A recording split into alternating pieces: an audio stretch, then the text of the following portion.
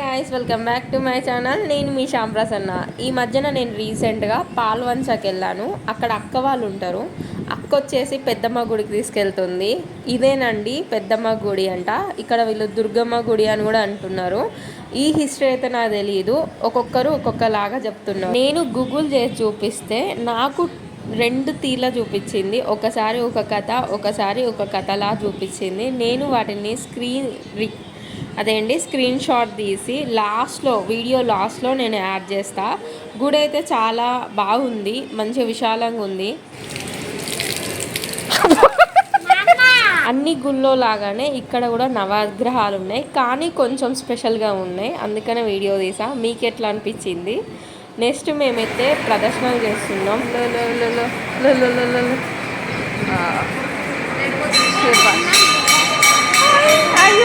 Hi hi మోక్ష hi hi. ఇది వచ్చేసి అమ్మవారి జన్మస్థలం అంట. అమ్మవారు ఇక్కడనే వెలిసిందంట. ఇది ఫస్ట్ ఇక్కడనే అమ్మవారు వెలిసింది అని దాన్ని పడగొట్టకుండా, ఏం చెదరగొట్టకుండా ఇలా కేసేసిల్లు పైనుంచి. ఇక్కడ మనం చూసుకుంటే బోర్డు మీద కూడా కనబడుతుంది జననం అని. దీని పక్కనే గర్భగుడిని నిర్మించారు దేవస్థానం కమిటీ వాళ్ళు. మనం ఏ గుడి చూసుకున్నా కానీ ఇలాంటి ఒక కల్పవృక్షం అయితే ఉంటుంది. మెయిన్గా అయితే తొట్టలు కట్టడానికే ఉంటుంది ఇది. ఈ గుడికి వచ్చేసి ప్రత్యేకత ఏంటిదంటే ఏది కోరుకుంటే అది జరుగుద్దంట. అలా సంతానం కోసం మొక్కిన వాళ్ళు అలా జరిగితే ఇలా తొట్టలు కడతారంట ఈ చెట్టుకి. ఫస్ట్ అయితే గజస్తంభానికి దర్శనం చేసుకొని ఇక్కడనే కొబ్బరికాయ కొట్టేసి పసుపు కుంకుమ ఇక్కడనే అమ్మవారికి వేసినట్టు గజస్తంభానికి వేసి లోపలికి వెళ్ళాలంట.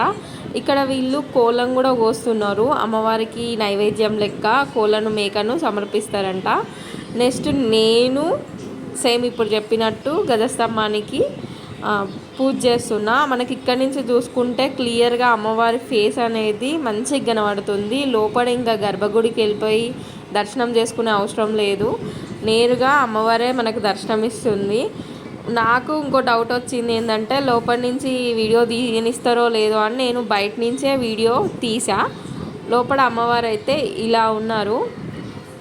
నాకైతే చాలా మంచిగా అనిపించింది గుడికి వెళ్తే. మేమైతే ఇప్పుడు దర్శనానికి వెళ్తున్నాం. ఇక్కడ ఆదివారం, మంగళవారం, శుక్రవారం చాలామంది దర్శనానికి అనేది వస్తారంట ప్రత్యేకంగా.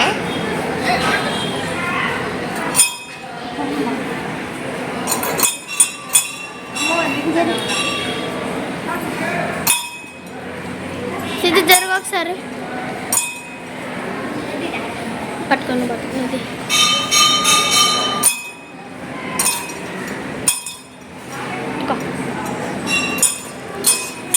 లోపలైతే వీడియో తీయనీయలేదు. నేను అనుకున్నట్టే నేను బయట తీసుడే నయమైంది అనుకుంటున్నా. మాకైతే దర్శనం మంచిగా అనిపించింది, మంచిగా అయింది కూడా. నెక్స్ట్ మా అక్క కొబ్బరికాయ వలగొట్టి ప్రసాదం ఇస్తుంది. గట్టిగా ఈ ప్లేస్ వచ్చేసి గుడి వెనుక భాగం. ఈ ప్లేస్ నుంచి గాలిగోపురం అయితే చాలా బాగా అందంగా కనబడుతుంది. ముందర నుంచి తీద్దామంటే ఎట్లాగో హైవే, అందుకనే బ్యాక్ సైడ్ నుంచి తీస్తున్నా. వీళ్ళు వెళ్ళి ప్రసాదం తీసుకొస్తున్నారు ప్రసాదం కౌంటర్లో. ఇక్కడ కొంతమంది చిన్న చిన్న ఫంక్షన్స్ కూడా చేసుకుంటారంట. చెవులు కుట్టించుడు, బర్త్డే ఫంక్షన్స్, మొక్కులుంటే ఇలా కోళ్ళని తీసుకొచ్చి కోసి ఇక్కడనే వండుకొని ఇక్కడనే తినేసి వెళ్తారంట. ఈ పాల్వంచలో ఈ గుడి చాలా ఫేమస్ అంట. ఇది కనుక పాల్వంచ పరిసర ప్రాంతాల నుంచి ఈ వీడియో కనుక చూస్తే ఈ గుడి గురించి మీకు ఏమైనా తెలిస్తే తప్పకుండా మర్చిపోకుండా కింద కామెంట్ సెక్షన్లో కామెంట్ చేయండి.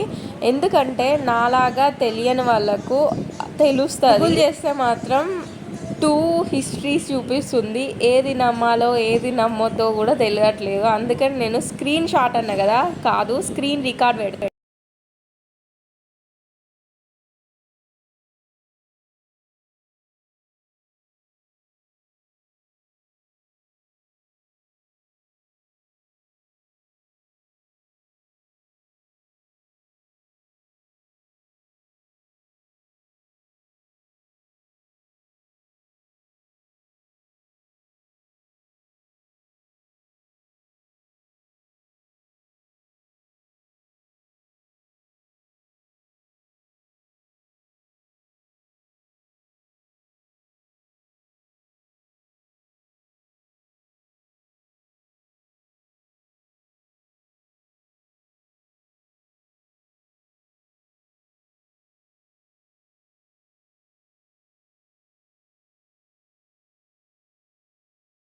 ఓపికగా కొంచెం చదువుకోండి, దానికి వాయిస్ ఓవర్ ఇస్తే బాగోదు, అందుకని ఇవ్వలేదు. నచ్చితే కనుక లైక్ అండ్ షేర్, సబ్స్క్రైబ్. మళ్ళీ కలుస్తా, బాయ్.